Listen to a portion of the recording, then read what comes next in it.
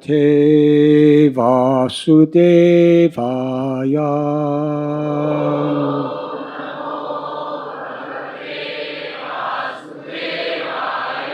Yadoite Sangata Bhava Bhutendriya Manoguna Yada Yathana Nirmane Nasekur Brahmavittama Yada. As long as ete all these asangataha without being assembled bhava remained so situated bhuta elements indriya senses mana, mind, guna, modes of nature, yada, so long, ayatana, the body, nirmane, in being formed, na seku, was not possible. Brahmavittama, O Narada, the best knower of transcendental knowledge. O Narada, best of the transcendentalists, the forms of the body cannot take place as long as these created parts, namely the elements, senses, mind, and modes of nature, are not assembled. Purport by His Divine Grace, A.C. Bhaktivedanta Swami Prabhupada. The different types of bodily construction of the living entities are exactly like different types of motor cars, manufactured by assembling the allied motor parts. When the car is ready, the driver sits in the car and moves it as he desires. This is also confirmed in the Bhagavad Gita, 1861. The living entity is as if seated on the machine of the body, and the car of the body is moving by the control of nature, just as the railway trains are moving under the direction of the controller. The living entities, however, are not the bodies. They are separate from the cars of the body. But the less intelligent material scientist cannot understand the process of assembling the parts of the body, namely the senses, the mind, and the qualities of the material modes. Every living entity is a spiritual spark, part and parcel of the Supreme Being. And by the kindness of the Lord, for the Father is kind to His sons, the individual living beings are given a little freedom to act according to their own will, to lord it over the material nature. Just as a father gives some playthings to the crying child to satisfy him, the whole material creation is made possible by the will of the Lord to allow the bewildered living entities to lord it over things as they desire, although under the control of the agent of the Lord. The living entities are exactly like small children playing the material field under the control of the maidservant of the Lord, or nature.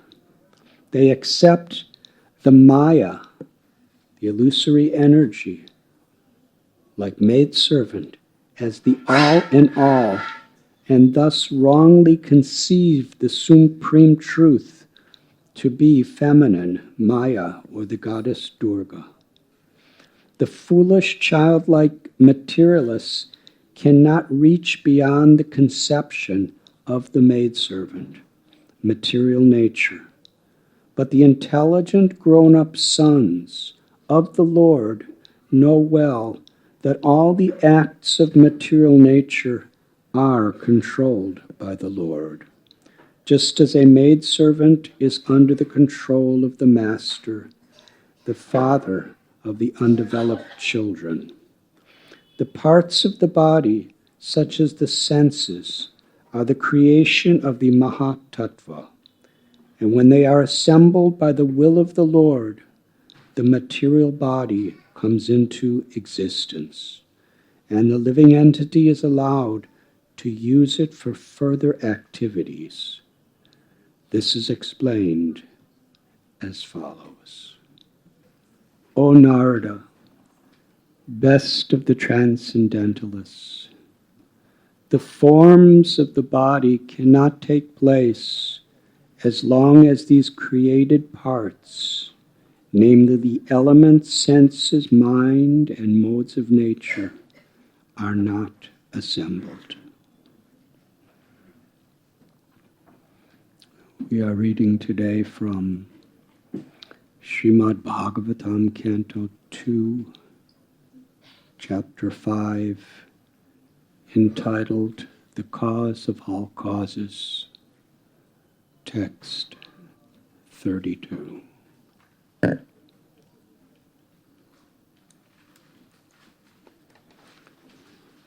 am very grateful to all of you for being here today. How many attended the flower festival yesterday evening? Please raise both your hands.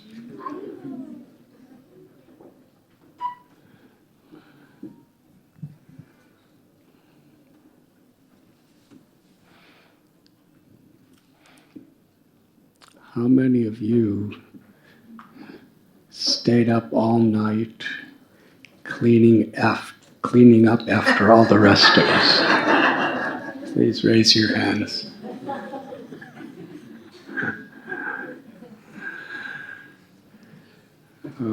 There's not so much glory in cleaning up.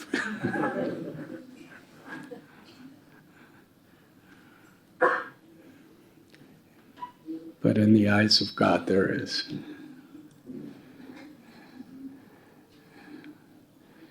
One ton of flowers that were plucked by sincere devotees and then offered to Shri Shri Radha Gopinath. And then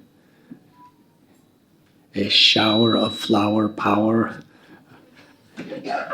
upon all the devotees. And then many hours of devotees dancing on those flowers, kind of liquefying them, causing them to merge into the floor and the walls and the chandeliers and the ceiling and the hallways and the courtyards and everything.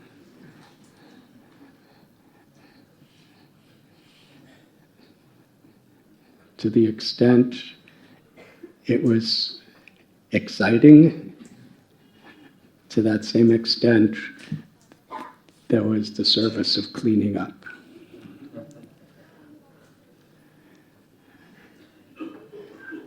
And when we have the same spirit, actually, it's an even sweeter spirit. When you're plucking the flowers, they're fresh, they're fragrant, and they're going to be offered to Krishna. But after midnight, when you're sweeping and scrubbing, those flowers have been offered to the Lord, and all the ingredients that are on the feet of the devotees are completely merged into it.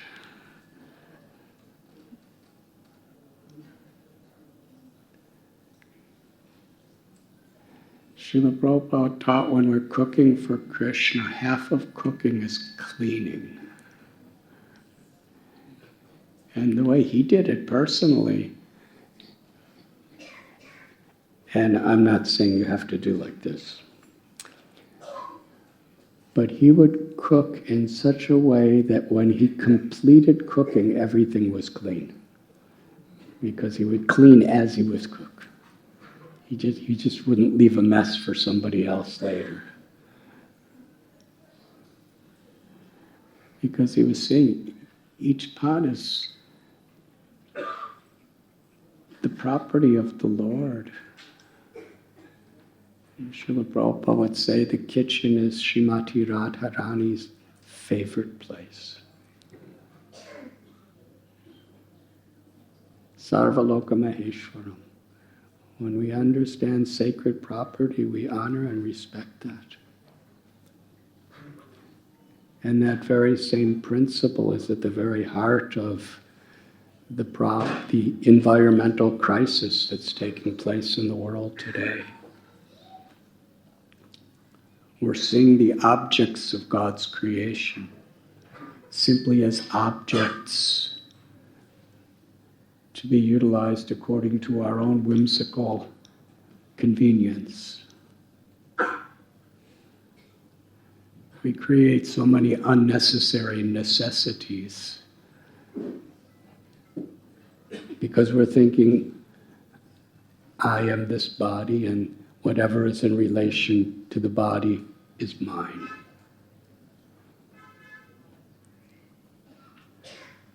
When we begin in the temple, we get this perception. We establish this consciousness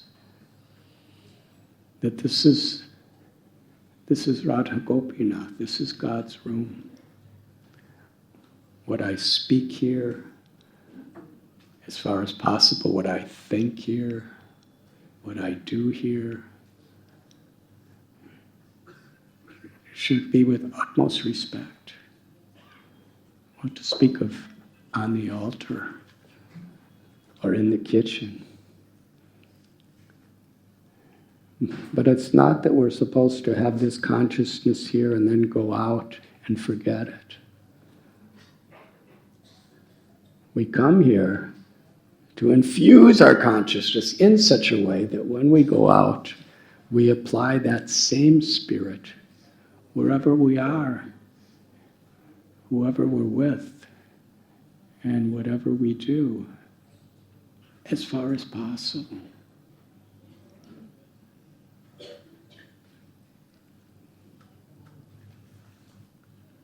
When we go into the forest, this is God's creation and God's children. And when we're in this jungle of Mumbai, I think there's over 20 million people that live in this city. And it's a matter of opinion whether you think it's well organized.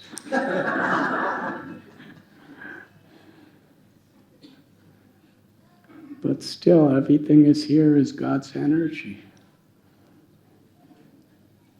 And whatever it may be, we are supposed to have this consciousness. It's not just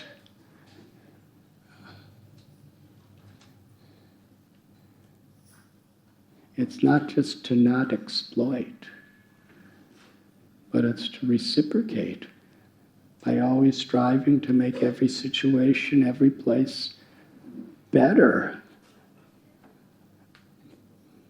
Because the moment that we have to do it belongs to God. This idea that nothing is mine is the most beautiful experience for the consciousness when it is understood properly.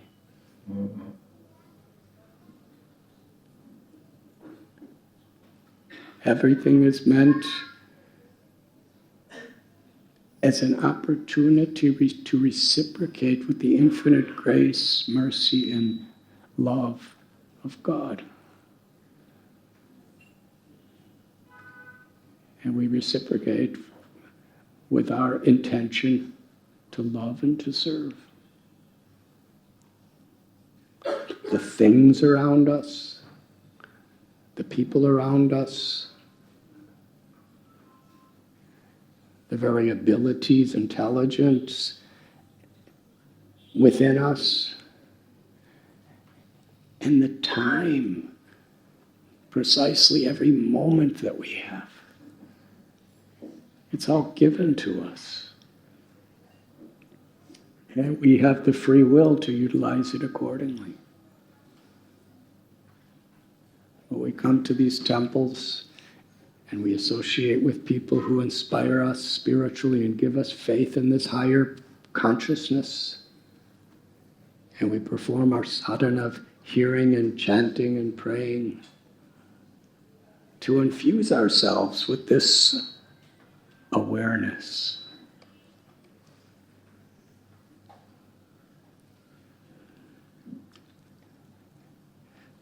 So yesterday, yes, I was up quite late myself, and I was actually really humbled to see all the devotees just cleaning and cleaning and cleaning. And it's incredible where flowers that were danced upon, where they may wander in the middle of the night. And do any of you see any of them? 2,000 pounds of flowers, how many petals are they? Yeah, it's like a dream that never happened. And actually, the chandeliers were filled with flower petals. They were coming down. They were getting crushed under your feet. Then they were being thrown up in the air again. And the chandeliers were, devotees with little ladders.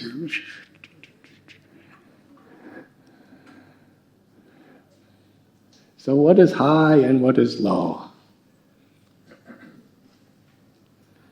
What is high and low is our consciousness,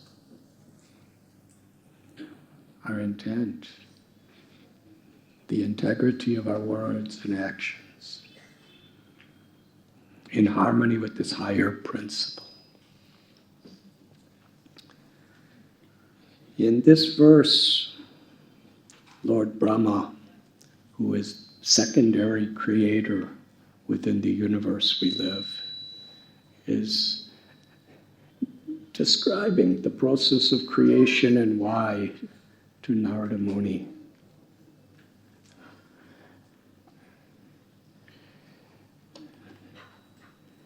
And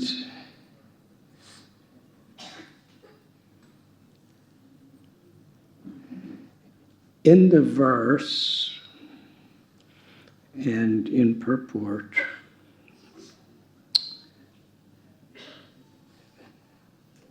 this word assembled is used many times. That there are so many elements of material nature. And for anything to exist as we know it, so much has been assembled. And Srila Prabhupada is using example of cars.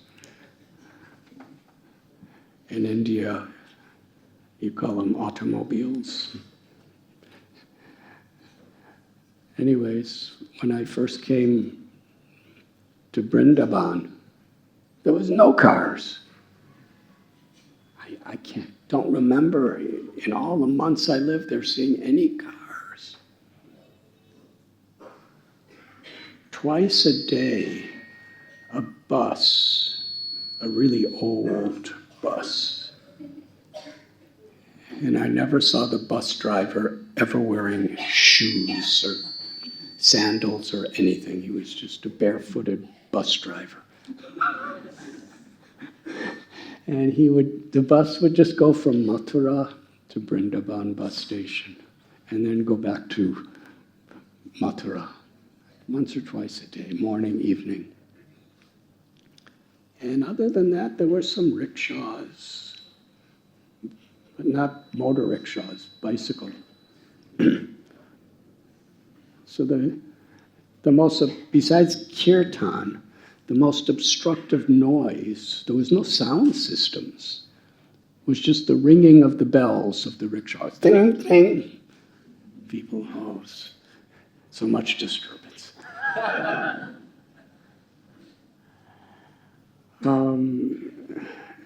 Now there's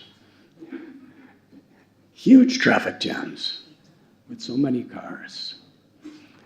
And even in those days, Bombay, we had ambassadors and those Marutis. And only very, very wealthy people would have anything beyond that. And there weren't that many. But now so many cars and so many bridges being built to accommodate, ever increasing. So Srila Prabhupada has given an example. We see these cars, we don't really appreciate what it takes to assemble one. All the different components and elements to make it work. But there needs to be human intelligence who's engineering and putting in place all the parts. And then nothing works unless a person comes to drive it.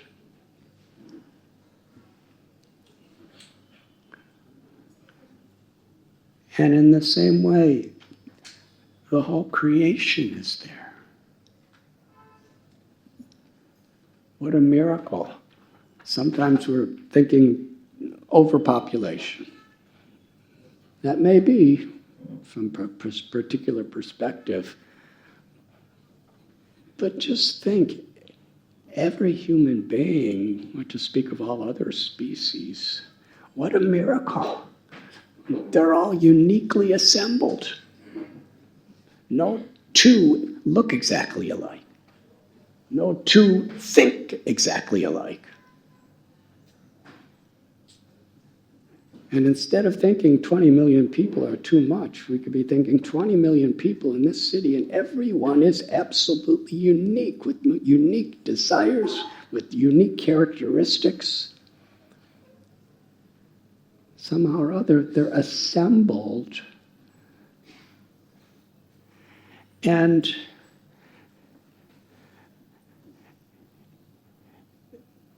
now we have like machines that assemble things. It used to be that human hands would assemble.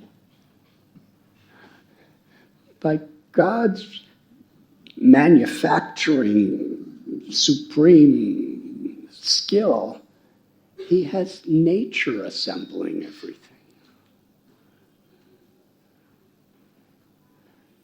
A male and a female come together, and there's a little child that starts to assemble.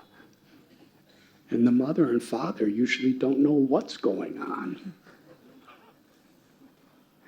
And nobody else really does either. This is nature. Krishna tells in Bhagavad Gita, Mayat yakshena prakriti suyate sacharachara. Nature is actually controlling everything. The nature of time. No one can escape the influence of time.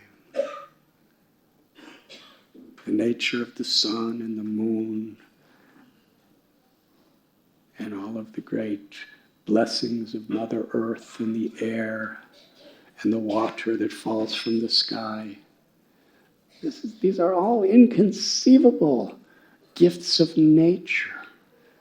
that are assembling themselves by the power of nature. And what to speak of people's instinctive natures and their cravings and fears.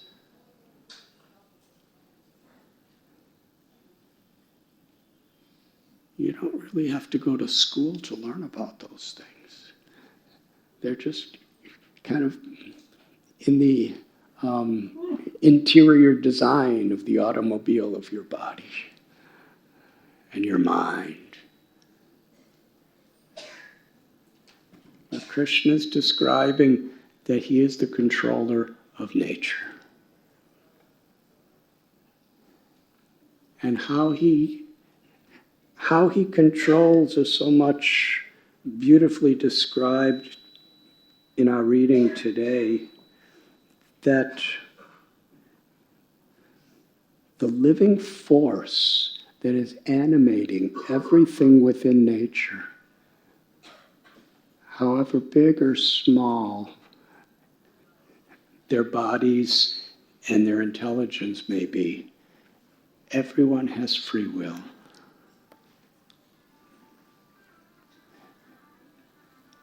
But according to how we use our free will, we don't have a choice how nature is going to respond.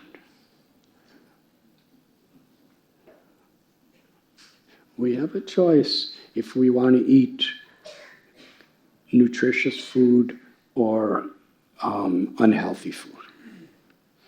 But once you eat it, you have no choice whether you're going to get healthy or sick. And actually, at every moment in this human form of life, we always have this free will, this choice.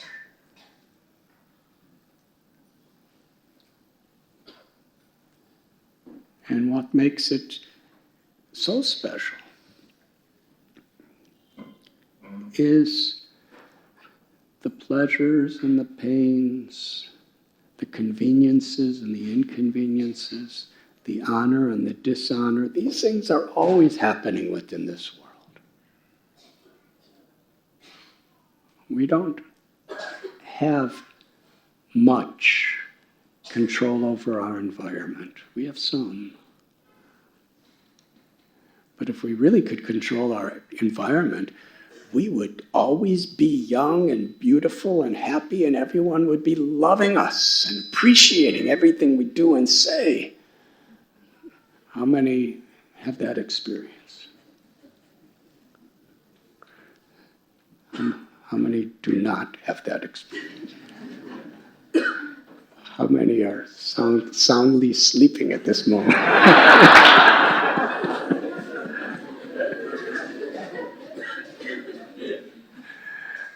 We don't have that experience.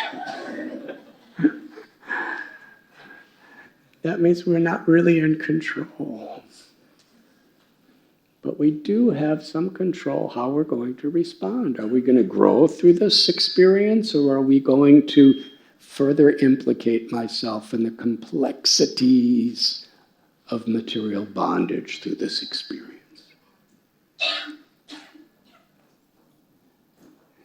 And according to Srimad Bhagavatam, this is the definition of greatness. Greatness is not just about what we apparently achieve in this world. Greatness is not about how many people recognize what we have achieved in this world. Greatness is in how we respond to difficult circumstances. Do we respond with integrity? Do we respond by, I'm being exploited, so let me exploit?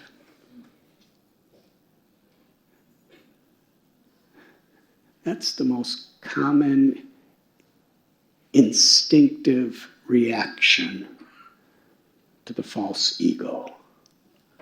But greatness is rising above the false ego.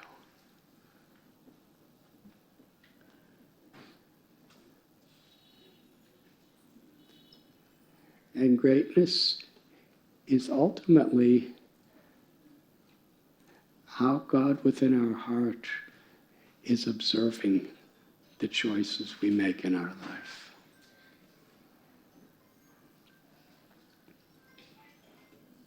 In a world where it seems like things are just so beyond our control, I can't make any difference anyway. By using that excuse to just go along with the wrongdoings,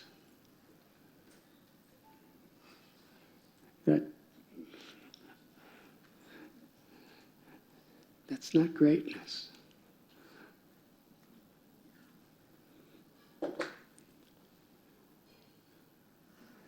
But however big or however small, the example we were using yesterday, whether Nityananda Prabhu is pouring wonderful Ganges water on Lord Chaitanya during the Maha Abhishek, or whether Duki Suki, who nobody even sees, is just going and gathering some water to give to somebody, to give to somebody, to give to somebody. Lord Chaitanya recognized her greatness. And today, 500 years later, how many wealthy, powerful landowners and scholars and everybody lived between now and 500 years ago. But with tears in our eyes, being transformed in our hearts, we're remembering Suki. Lord Chaitanya glorified her because of her greatness. And also glorified the great scholars and the very powerful leaders of society who had that same greatness.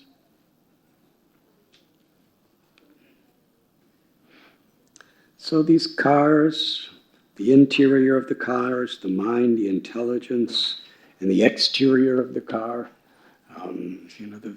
the senses, the organs, they're all assembled by nature.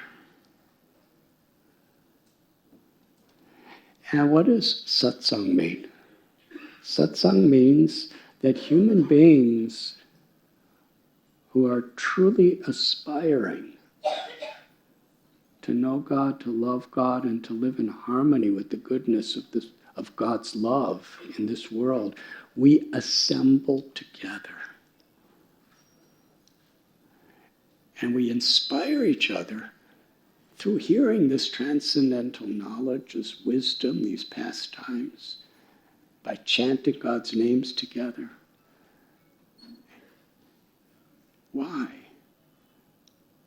So that our hearts can be pure, purified, and then we apply those principles to the way that we live.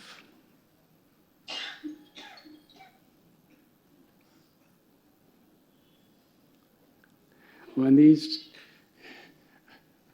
these wonderful souls were cleaning the floors and cleaning all the places between the cracks of the wood to try to get somehow or other extract our flower petals and scrubbing the floors and everything like that, the doors to the altar were closed. When we were celebrating, Krishna was looking at us.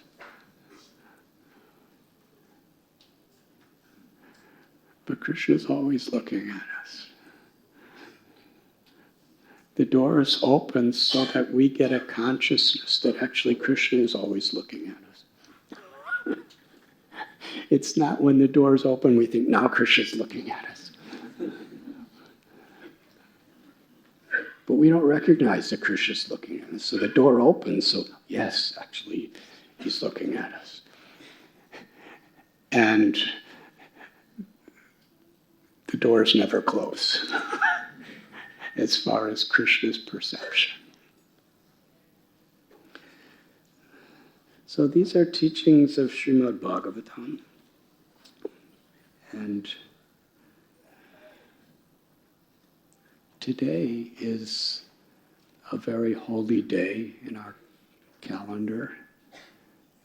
It is the disappearance day of Devananda Pandit.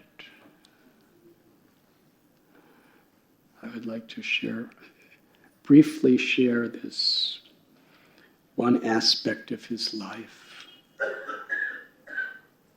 which was orchestrated in such a way to teach us one of the most important lessons of life, which are very much at the very heart of the verse we're reading today. Devananda Pandit was among the greatest scholars in the world.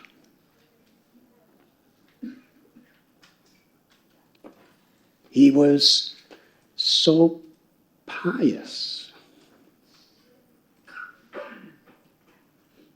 and very, very austere.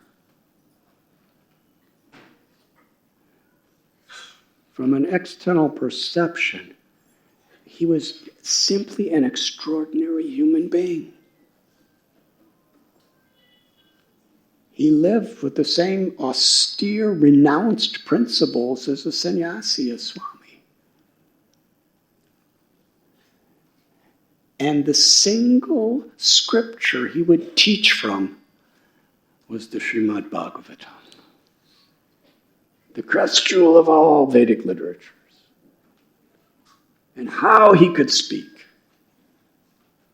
And the extreme eloquence in which he could dissect each Sanskrit word and explain it in ways that were spellbinding.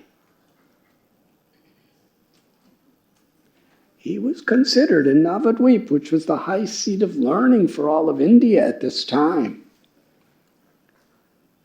He was considered the greatest scholar of the Srimad Bhagavatam and one of the greatest scholars of anything. He had a large devoted following.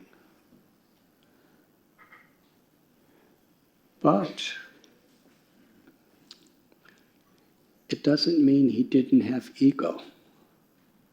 He actually behaved in a very humble, respectful, cultured way. But there's pride in that too sometimes. And he was seeing the whole teachings of Srimad Bhagavatam, and he could speak it and speak it and speak it as the path to liberation. He could not understand that the whole purpose of Srimad Bhagavatam is to bring us beyond liberation. Dharma parochita kaita bhava. It's meant to awaken from within our hearts pure, unmotivated, uninterrupted love for God, for Krishna. That's its only purpose. He knew everything about the Bhagavatam except its purpose.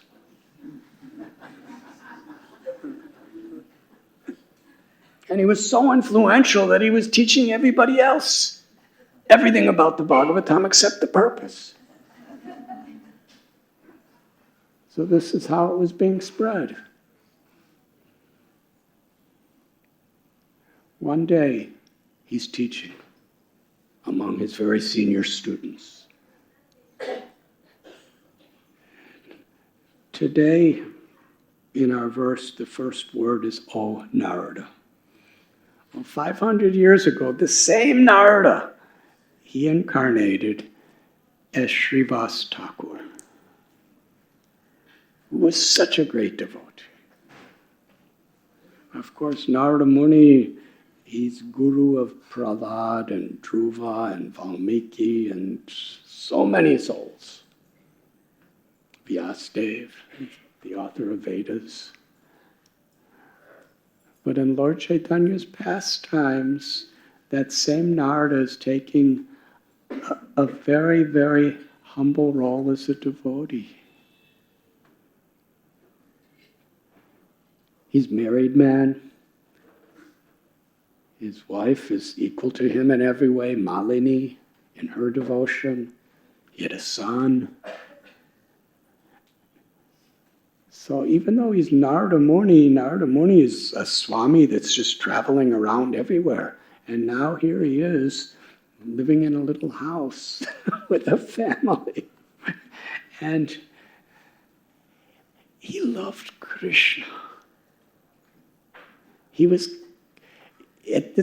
this story we're telling, as far as we have reference to, it's taking place even before Lord Chaitanya appeared in the world.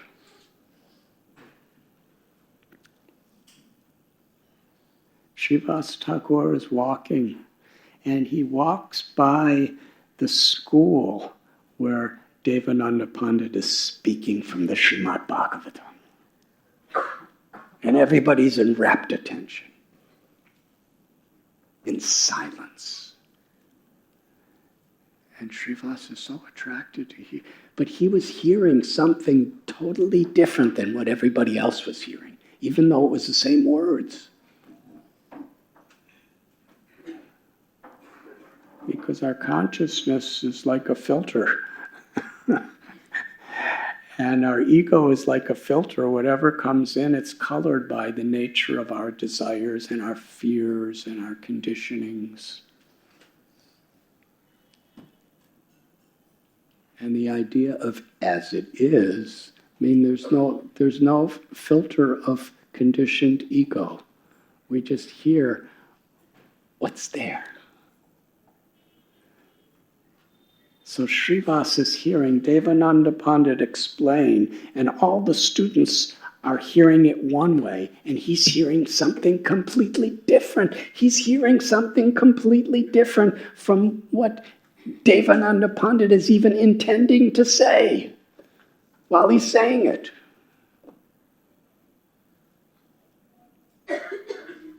And he was feeling Srimad Bhagavatam. Every word is a precious offering of love to Krishna. Every word is Krishna. The culmination of Srimad Bhagavatam is Sri Radha's love for Krishna. How Krishna becomes subordinate to the feminine aspect of the Supreme Sri Radha because of her overwhelming love. This is what Srivas is hearing. And he started to cry.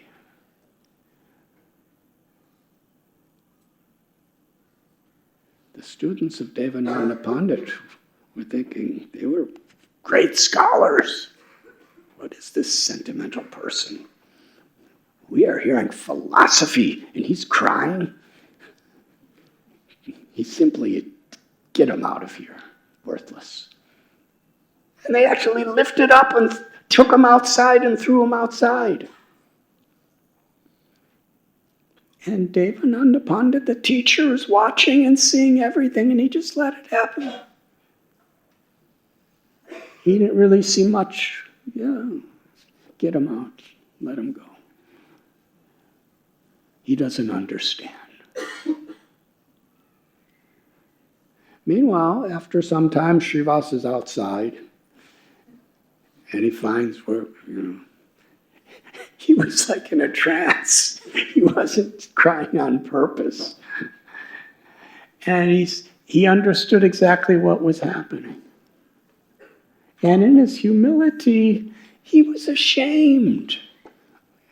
Why I created a disturbance, and why they just kicked me out like this. And he just, very sadly, by everything that happened, he went home to his wife and family and the other devotees. There were just a few.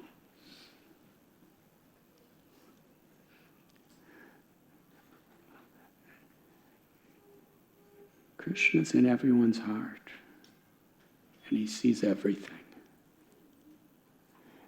And the beautiful thing Vedaham samatitani vartamanani chajana babashani chibutani mam tu vedana kashtana.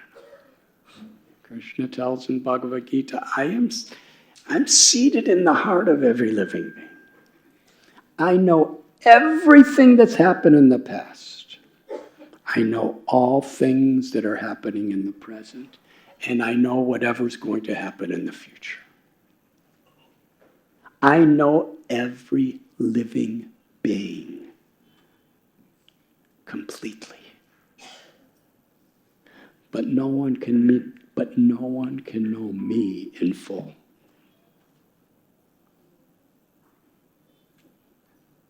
That's who's living in your heart. That makes your heart a very special place. Very special guest. Actually, we're the guest. The Lord is the proprietor of our heart. Can you imagine having a roommate like that? That's how fortunate we are. The more we're conscious of God's presence, the more we really live in ecstasy. This is who I'm always with. This is who's inside of me. In fact, this is who's inside everybody. What a wonderful flower festival life will be if we just recognize that.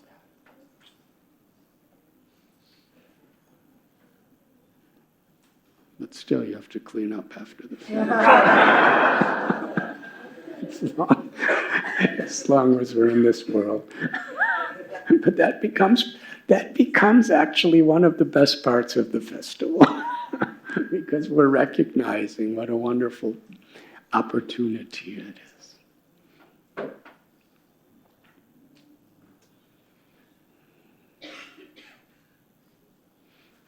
And I heard the devotees when they're cleaning up, they're thinking of ways that we can clean up more efficiently next year.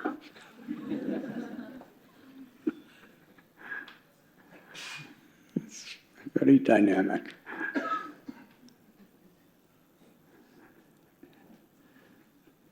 So, Srivas Thakur, he's brokenhearted. He's ashamed. He goes home. Devananda Pandit just carries on with his teachings. He really couldn't care less. His students are just happy they got rid of this person. But the Lord within the heart. Years later, after Sri Chaitanya Mahaprabhu returned from Gaya and established the Sankirtan movement, he was walking with his devotees. This is in Navadvip, the place where Sarvabhauma Bhattacharya's father's house was. Mahesh Visharada was in an area, Vidyanagar, and close to that is Koladvip, or Kuliagram. So Lord Chaitanya was walking with some of his associates, including Srivas, and he heard from the school, Devananda Pandit. He had a very, very eloquent, beautiful voice when he narrated. And he was speaking in his spellbinding ways the teachings of Srimad Bhagavatam, and all the students were listening, so grateful. And here's Nimai. Lord Gauranga, he hears it. He becomes angry as fire. He calls out, "What right do you have, you rascal, to speak Srimad Bhagavatam? You are simply misrepresenting everything. And you're misleading everyone." Now here's a person who's known for his piety, for his renunciation, for his knowledge, and Lord Chaitanya speaking like this. He said, you do not understand what is devotion, what is love. On this very day, I am going to rip your Srimad Bhagavatam to pieces. And Lord Chaitanya ran to do that. And Srivas and the other devotee said, look, please don't do that. So they left. But Devananda Pandit heard and saw all this. He didn't understand that Lord Chaitanya is Krishna himself, the very goal of the Srimad Bhagavatam, and the very author of the Srimad Bhagavatam. Vedaishcha sarvera hameva vedyo vedanta krit veda vedeva chaham. Krishna tells in Gita, I am the author of the Vedas, I'm the knower of the Vedas, and by all the Vedas I'm to be known. Veda means knowledge.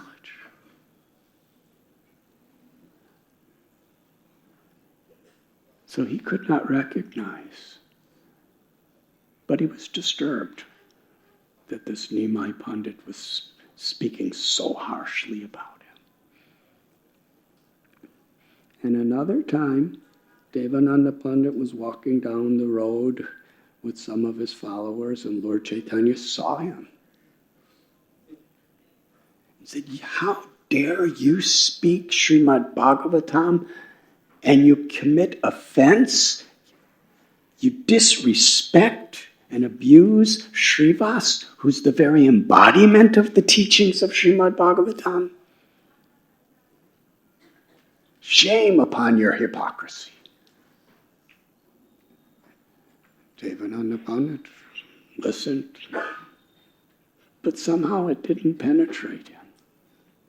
Because he just, not only did he know so much, but everybody around him was glorifying and reconfirming how much he knew. After some time, Lord Chaitanya left Navadvip forever to become a sannyasi. And this really struck the hearts of people. He was so beautiful, so kind, so merciful, so learned, so everything divine. And now he left us. He left his home to live as a mendicant. It created a great trauma within Navadvip. And one day, a particular devotee of Lord Chaitanya, everybody knows his name? Please say it loud. See, I'm telling a story they already know.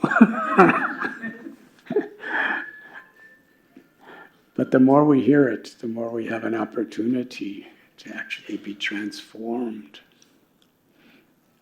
Vakreshwar Pandit was such a devotee of the Lord.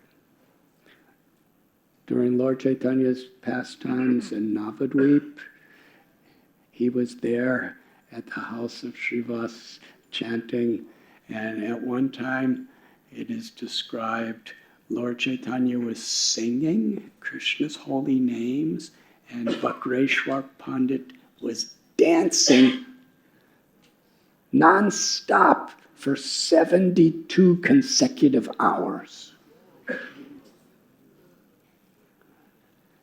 And as he was dancing, Lord Chaitanya was becoming more inspired to chant, and they were both dancing and singing together for 72 hours. They didn't stop for prasad. They didn't stop to rest. As far as we know, they didn't even stop to go to the bathroom. That was their total absorption in tasting the sweetness of love of Krishna, chanting, dancing. Lord Chaitanya loved Vakreshwar Pandit. He was so pure. He was so compassionate. One day, Vakreshwar Pandit came to the area where Devananda Pandit was teaching, in Kuliagram. And there, he was just himself. He was inspiring the villagers to have kirtan.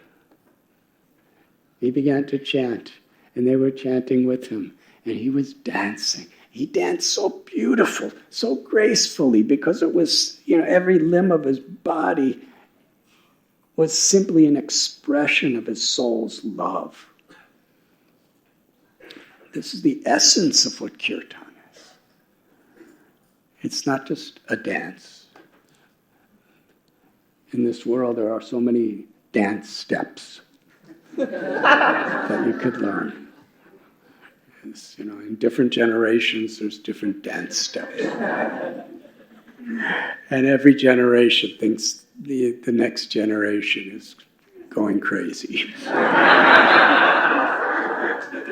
But that's what our parents said about us too, and that's what their parents said about them. So things are always evolving as far as dance steps. But kirtan is not, yes, it's old. Lord Chaitanya was doing it 500 years ago. And in Goloka Vrindavan, in the spiritual world, they're dancing the same way forever. But what is this dance?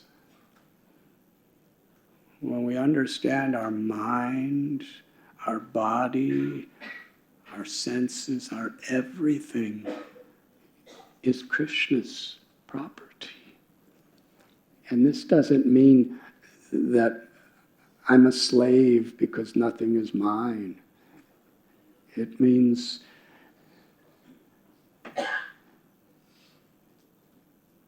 we're actually ananda, real ecstasy, real spiritual happiness is according to how much we realize everything is to be offered with love.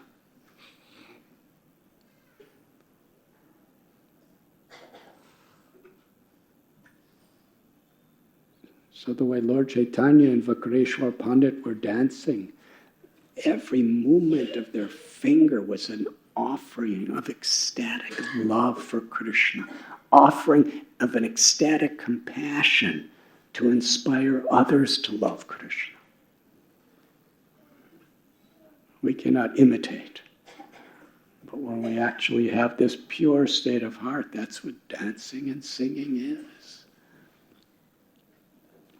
It's a musical performance that is actually an expression of ecstatic love and an offering of the highest charity and blessing for all beings. That's what kirtan is meant to be. So Vakreshwar Pandit is dancing with so much compassion, so much devotion. Devananda Pandit, he's pious, he's cultured, he's learned, he's renounced. But nothing ever really penetrated his heart to reach his soul. But when he saw the compassion, the kindness, and the love of Vakreshwar Pandit, and he saw crowds of people coming around, something happened. He wanted to help. He wanted to serve. Vakreshwar is dancing, and people are crowding around him, and Devananda Pandit's a very elderly person. He was keeping everyone a nice, respectful distance so that Vakreshwar Pandit could dance to his heart's content.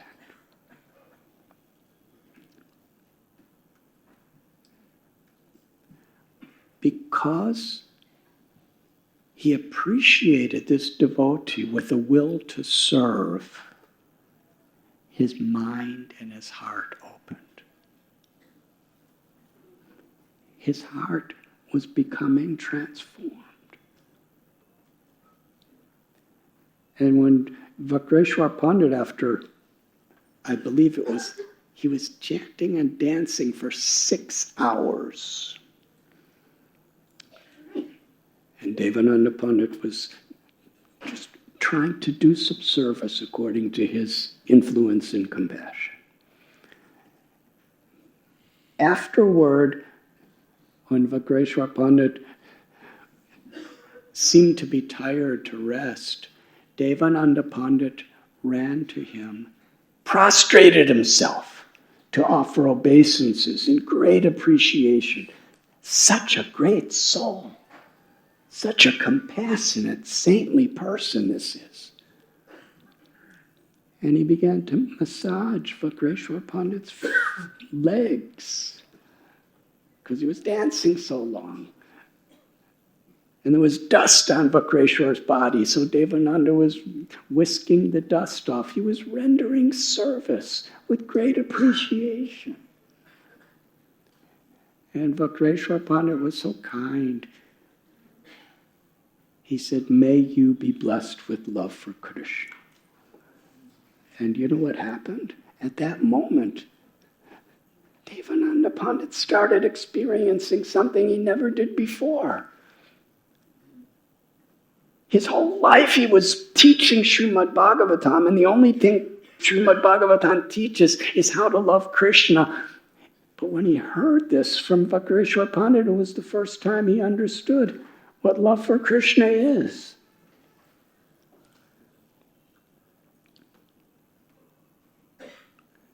And then he understood, through Vakreshwar Pandit's association, who is Lord Sri Chaitanya Mahaprabhu.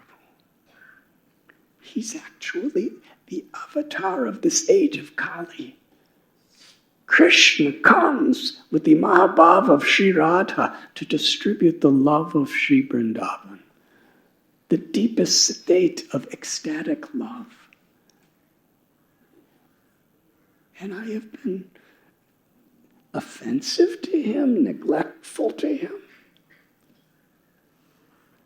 So years later, after Lord Chaitanya's sannyasi, he, by his own free will, he comes back to Navadvip.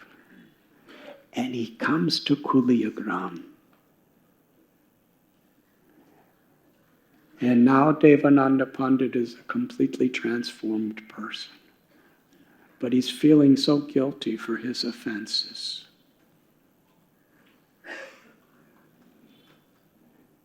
Just before him, actually this was a place that all sorts of people who did all sorts of things that were unfavorable in every way for their spiritual lives, they came to beg forgiveness. And Lord Chaitanya was forgiving everyone and giving them ecstatic love. One Brahmin, very learned person, from a very prestigious family. He was crying. He said, "I could not understand who you are. I could not understand who your devotees are. I could not understand what the holy name of Krishna is. I was thinking, who are these people who are chanting God's names in this age of Kali? They cannot be saintly. I was criticizing them. But now I understand the defect was in me. What am I supposed to do?" And Lord Chaitanya gave an eternal instruction. He said, with your mouth, if you drink poison, that poison will make you very ill. But with the same mouth, if you drink nectar, the nectar will neutralize and purify the poison and give you all good health and happiness. So similarly, with the same mouth that you tasted the poison of criticizing others, now use that to chant the nectar of God's holy names. Hare Krishna, Krishna Krishna, Hare Hare, Hare Ram, Ram Ram, Hare Hare. But that alone will not work. Not only must you chant God's names, but chant the glories of those who love God. And very soon you will taste nectar.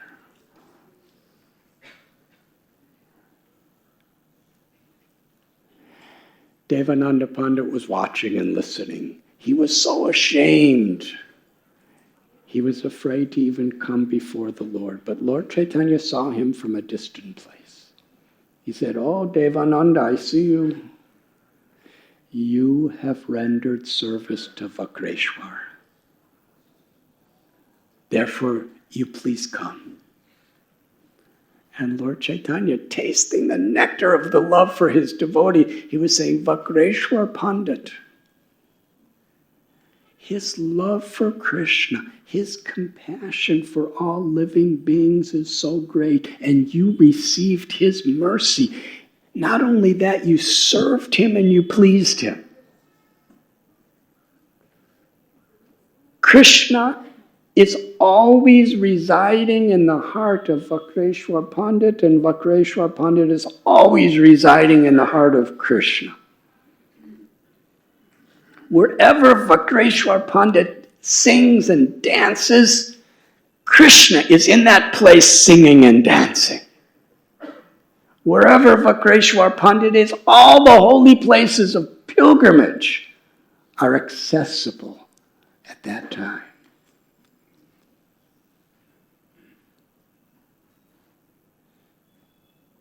And then Lord Chaitanya explained there are two forms of Srimad Bhagavatam. There is the book Bhagavatam and there is the person Bhagavatam. And you cannot understand one without the other. The book Bhagavatam is the words, which are the essence of all the Vedic knowledge. Lord Chaitanya told Devananda Pandit that Vyasadeva, who compiled all the 4 Vedas, the Upanishads, the Itihastas, the Mahabharata, all of these literatures and Samhitas, he was still dissatisfied. I haven't given everything. And then it was Narada Muni who told him, give the world a literature that is exclusively revealing Sri Radha's love for Krishna and pure devotional service. And that is Srimad Bhagavatam. But we cannot understand the book Bhagavatam unless we offer service and appreciation for those who are following the person Bhagavatam. In fact, Srimad Bhagavatam itself, it describes Shushusho Shadatanasya Vasudeva Gataruchi Syan Mahat Sevaya Viprapundya Tirthana Sevana. By rendering service to the person Bhagavat, one develops an actual taste for hearing the book Bhagavatam. And through that process of seva to the Lord's devotees and hearing and chanting the glories of the Lord, the heart becomes purified. And in this way, love for God, love for Krishna is given to us. Shenvatam Sukata Krishna. Because Krishna is pleased. Love of God can never be achieved. It can never be attained. You cannot buy it. You cannot learn it. Love of God is a gift. It's given when Krishna is pleased by the sincerity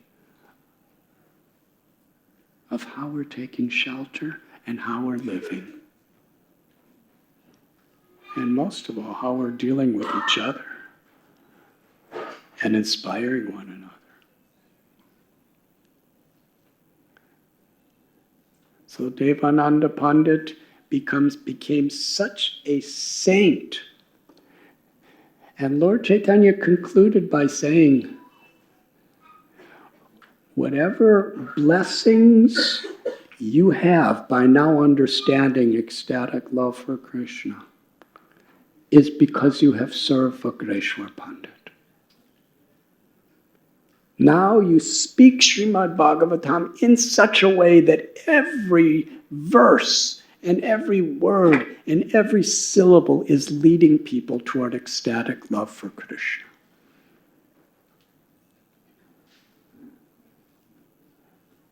But you must go to Srivas and you must get his forgiveness for what you did so many long years ago.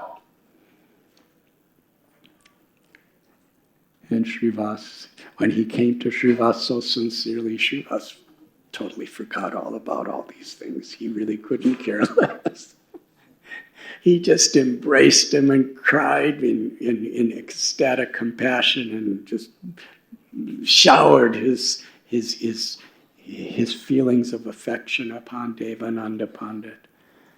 And here it is 500 years later, we are celebrating the life of Devananda Pandit. And all the wonderful lessons that we learned through his mistakes and through the grace of the lovers of God, how he was able to choose to rectify those mistakes. Not just with negativity, but by filling his heart with enthusiasm to serve.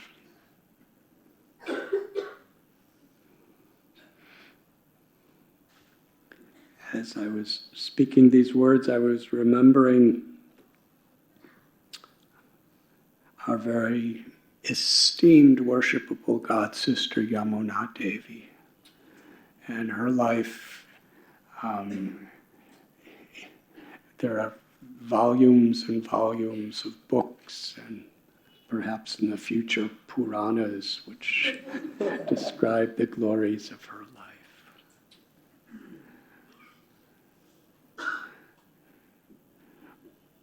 She was, as little children, she was classmates with Shyamasundar Prabhu.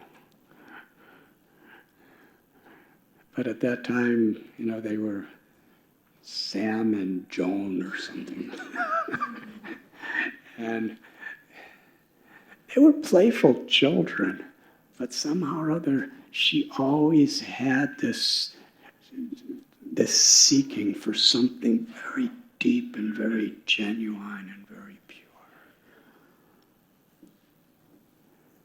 And in 1966, her younger sister was getting married. Her younger sister had just been initiated. Her name was Janaki. And her husband was Mukunda, now Goswami Maharaj.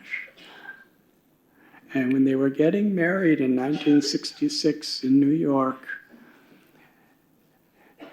actually Srila Prabhupada lived with Janaki and Mukunda in a little tiny flat in the Bowery of New York City. And they helped Srila Prabhupada because he was homeless at the time. They helped him get a little tiny storefront in the East Village. Very small. That little room where all the illustrious ladies make garlands and everything, probably 1/3 the size of that was the storefront. 26 Second Avenue. It was a very run-down neighborhood at the time. And Srila Prabhupada had a little apartment he lived in just behind the storefront. So now, his first disciples, Janaki and Mukunda, they're getting married. And in India, marriages are quite serious events.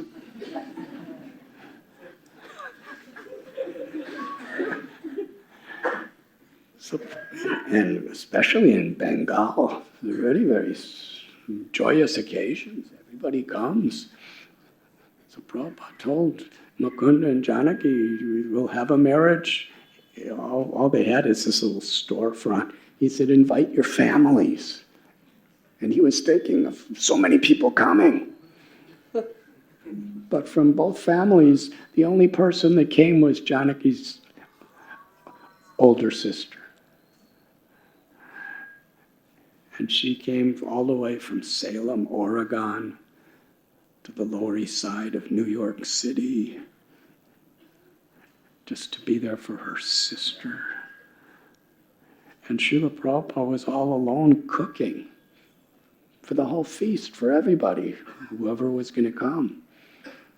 So Jamuna asked, at that time, she didn't have that name, she asked, Swamiji, can I help you? And Prabhupada brought her in a little apartment and they were he was teaching her cooking.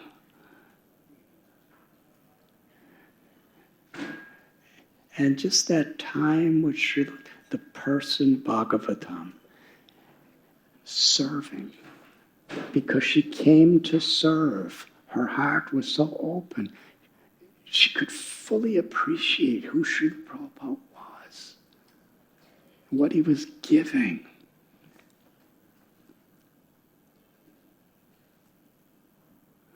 When she returned later to San Francisco, she became a disciple of Srila Prabhupada. She was so expert at everything, because everything she did was with such feeling. She was a person Bhagavatam.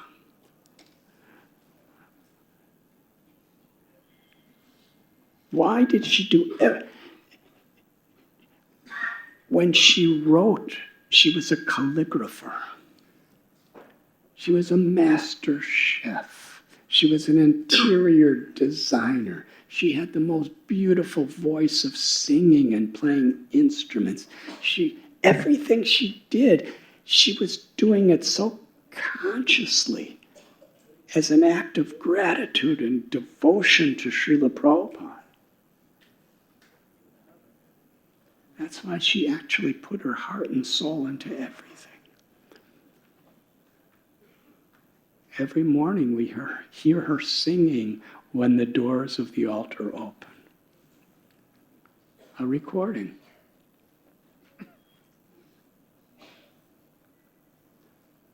One Swami, I believe, in the renounced order, he said, Prabhupada, why are we listening to ladies singing when Prabhupada said, this is not lady or man singing. This is a symphony of devotion and love.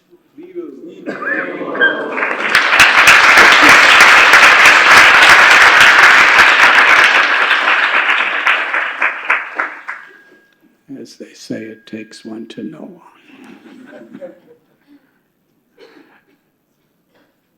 Yes. If we want to understand the beauty, the sweetness, and the ecstatic joy of surrender, Yamuna Devi, just listen to her voice. See how she decorates her deities.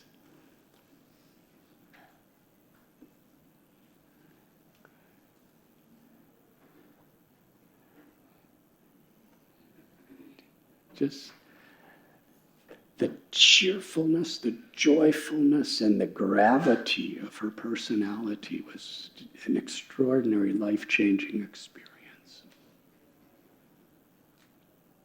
In fact, when I first came to Mumbai, actually before that, in 1969, she was cooking a beautiful feast of prasad with her sister and Malati Devi, and Shyamasundar and Mukunda invited George Harrison to come for this prasad. And at this time, he was still in the Beatles. So a very famous person. And he came to this little loft where the devotees were living. It was the first time they actually had a place to live together. Somebody allowed them to stay in, between tenants. And when he was giving prasad, when she gave prasad to him, George said, "I love your singing." And she said, "How do you know my singing?" Because this is before any recordings or anything. He said, you're going to little nightclubs and singing, and I disguise myself just to come and hear you sing. Nobody knew he was coming. They were just going to any little club that allowed them to come to sing Hare Krishna mantra and kirtan. And he was so moved by the devotion and the skills, he was disguising himself to hear her. And he said, I want to help you make a record. And they made a record at Apple Studios, and she was the main singer for this record. In fact, when she chanted the Hare Krishna Mahamantra, it became the #1 song in most all of Europe and England.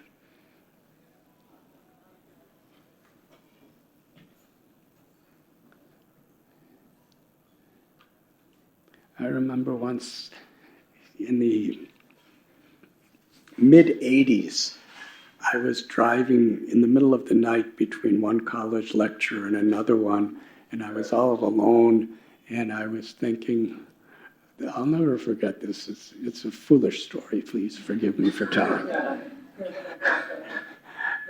I was thinking how to stay awake, but I have to be there in the morning for this lecture. And in those days, there were these, radios where you turn the dial. And I was using somebody else's vehicle. So I just turned the dial to see what, maybe something will keep me awake. And as soon as I turned the dial, turned on the radio, AM radio, it was Yamuna Devi singing the Hare Krishna mantra.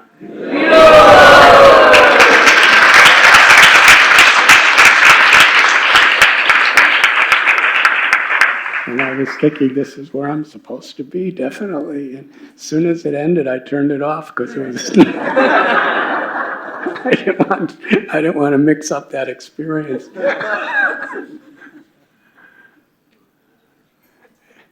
And then she came to India. And when the first day I met devotees, just a few minutes from here at Cross Maidan, I came in and I sat down in this park, and while I came in, she was sitting all alone on the stage chanting. And I remember thinking, who is this person? What is the nature of this?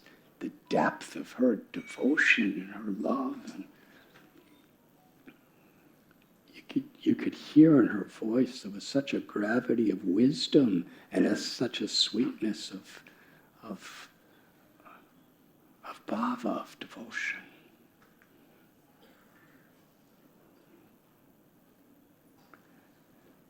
And she began traveling with Srila Prabhupada, and she was personally cooking for him.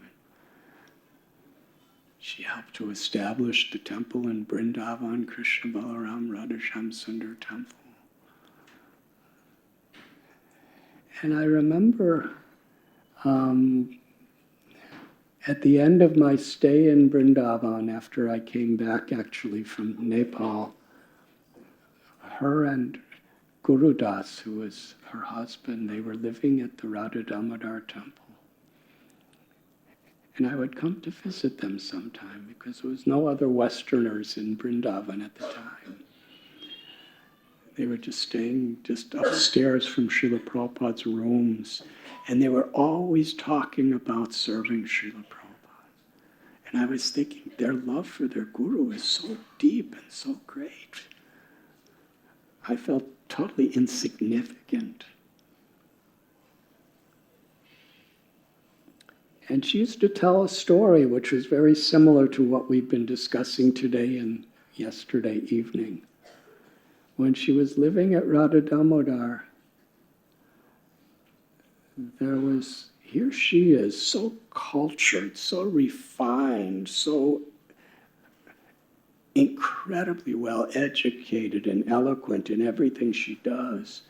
And while she was living in Vrindavan at that time, there was this very simple, uneducated Bengali widow who just wore, she just had a white sheet she just kind of wrapped around herself like a sari. That's all she had. And every morning, early morning, while Radha Damodar's doors were closed and they were being bathed, she would come with a pot of water from the Yamuna. And nobody even knew who she was. She would just leave that water just outside the door. And it was always there. So the pujaris would just come out and see the water and use it for serving Radha Damodar on the altar. But Yamuna would see this every day. She didn't say anything. She was just quietly chanting to herself, putting that water and going away. And Yamuna Devi, she wanted to become like this old Bengali widow. Such devotion. You see, when you're actually saragrahi, when you're actually seeking the essence, then you really take note of where there's sincere love, where there's sincere devotion, where there's sincere compassion, where there's actually this selfish spirit of loving service. And for the rest of her life, she would talk about this Bengali widow. She even got to know her. She didn't speak English, but somehow or other they communicated.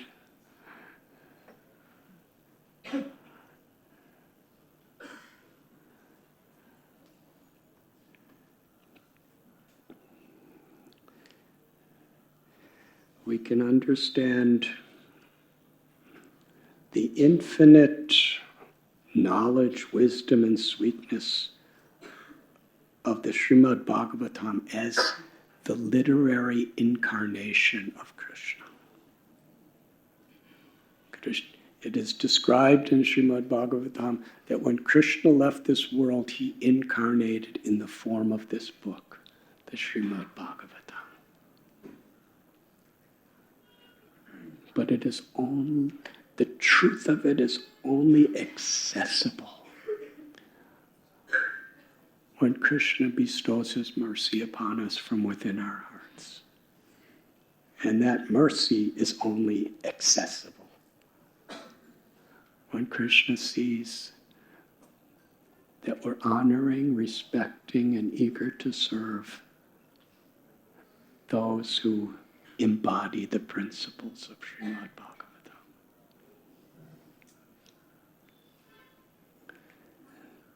Is there any questions? Yes, Muralidhar. Muralidhar is a dentist. But he's become a transcendentalist.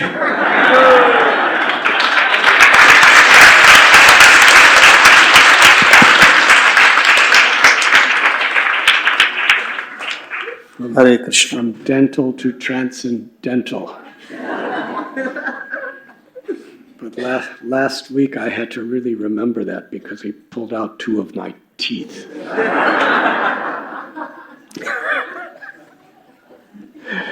So I kind of, by his association, I became transcendental.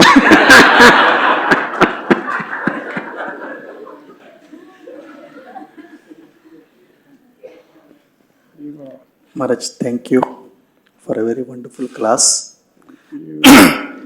When you're speaking about that story of Devanand Pandit, just a thought came. how it is difficult for us to understand who is advanced and who is not advanced, especially when we are in the association of Vaishnavas. Unless until we don't interact with them on a regular basis, we will not know also. That also is difficult. When you are associating with them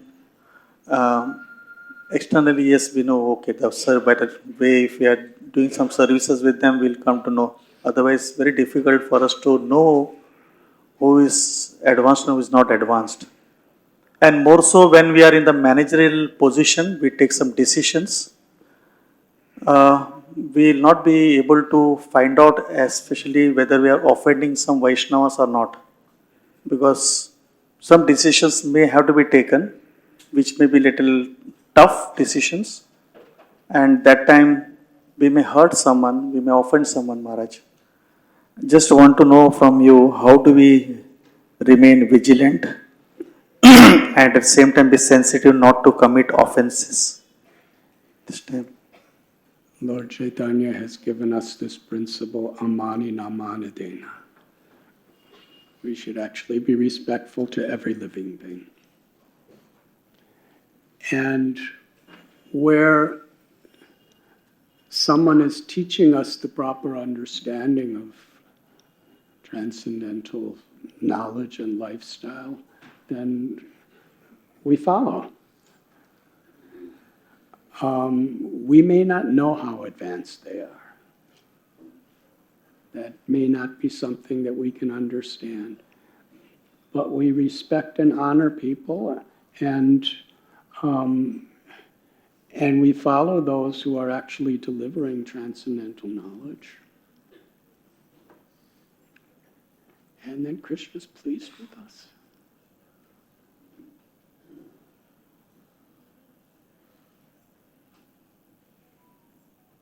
As far as managerially, if you're offensive, if you're envious, and you treat somebody accordingly, whether they're advanced or whether they're not advanced, you're going to have to pay a serious price.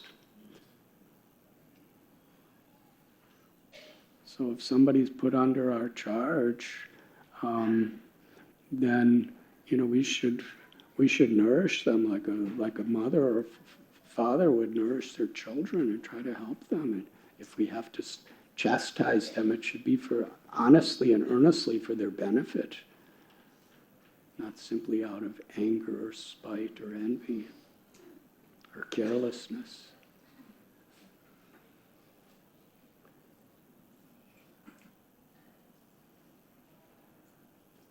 But through understanding the teachings of Bhagavad Gita, Srimad Bhagavatam, we understand what it means to be an advanced devotee.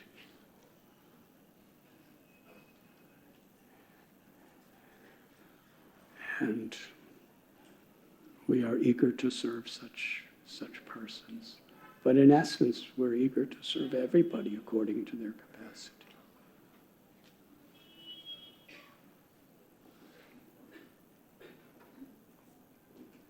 So we need to be sincere.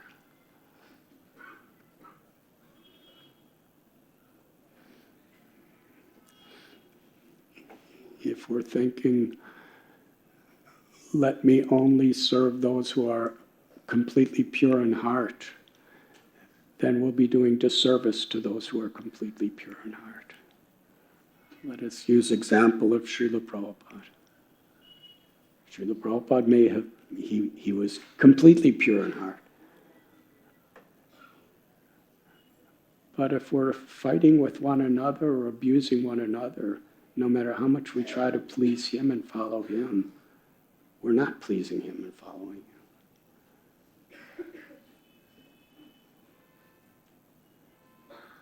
How we treat each other is very much how we're treating our gurus.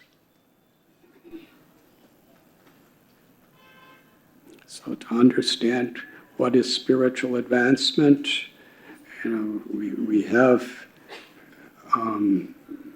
the instructions and the examples of great souls, but ultimately the real understanding comes by our sincerity, Krishna gives us that understanding from within. So be sincere.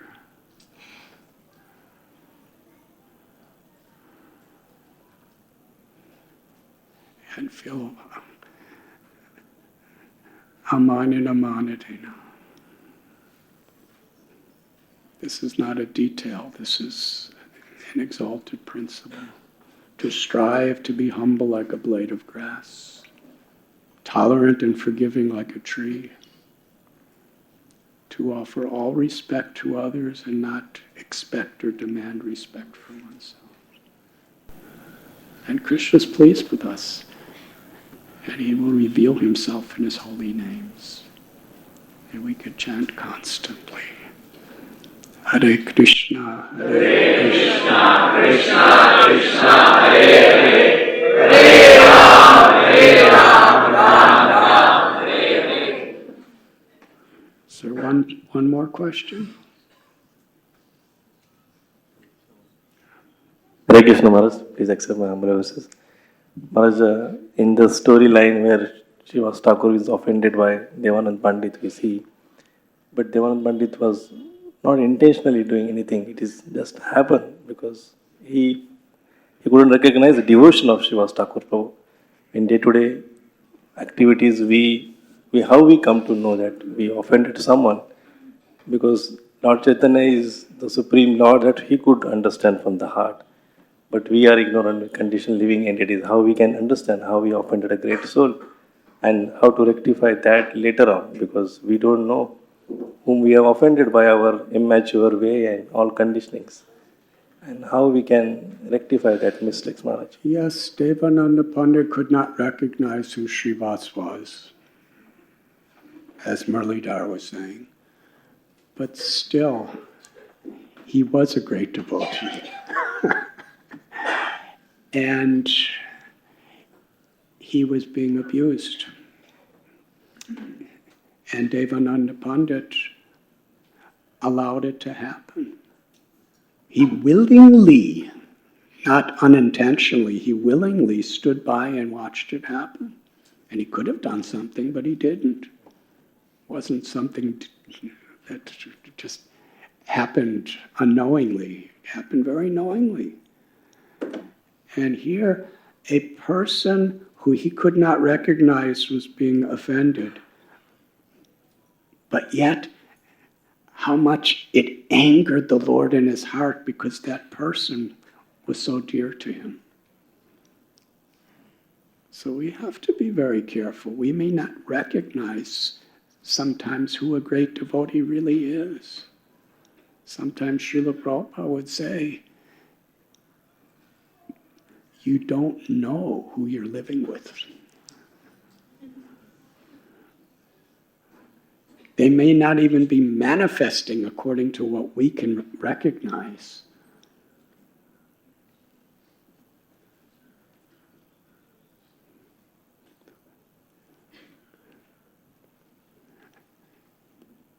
I've seen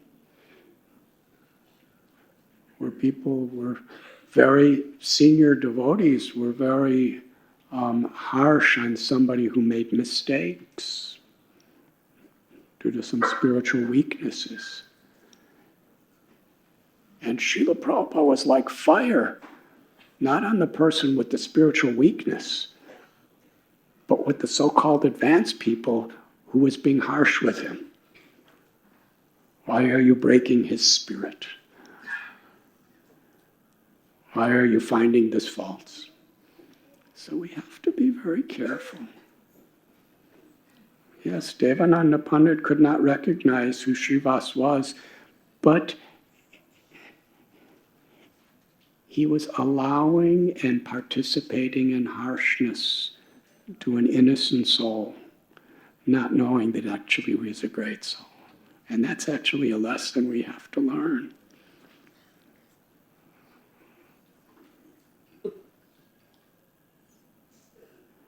We may not know who we're dealing with.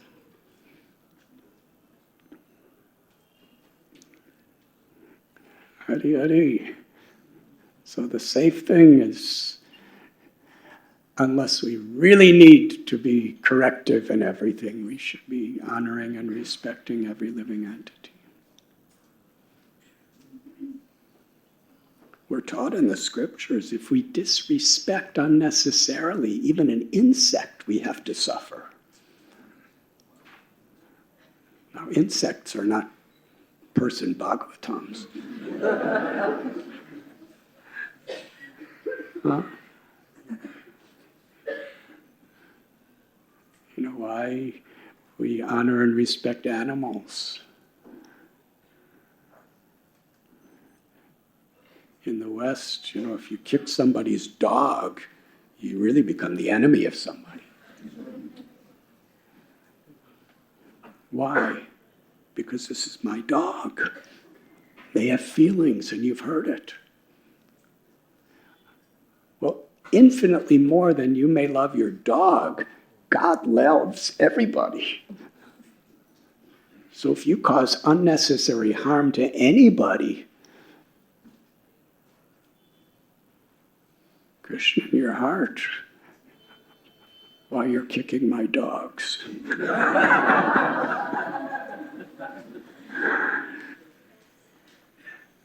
I don't know if that makes sense, but we have to. That's what yoga means, to be aware, to be conscious, not to cause harm to others.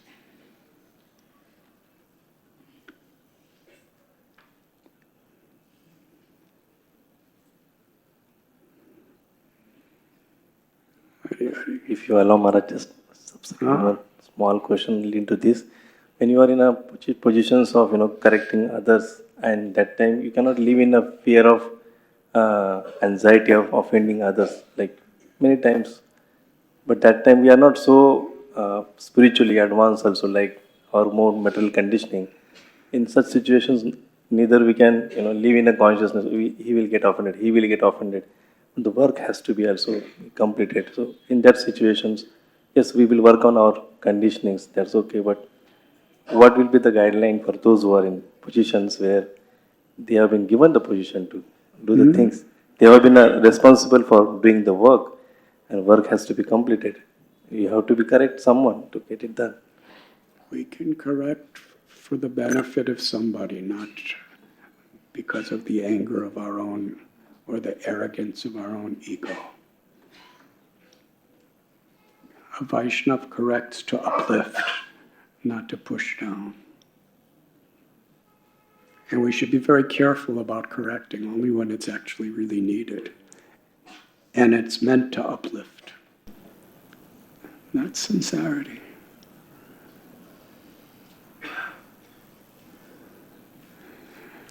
Thank you, Maharaj.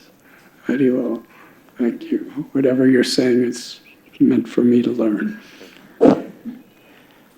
I'm sorry to keep you so long, but I was told that breakfast is at 11 o'clock, so I wanted to somehow keep you busy until that auspicious moment came. And we could have kirtan for a few minutes?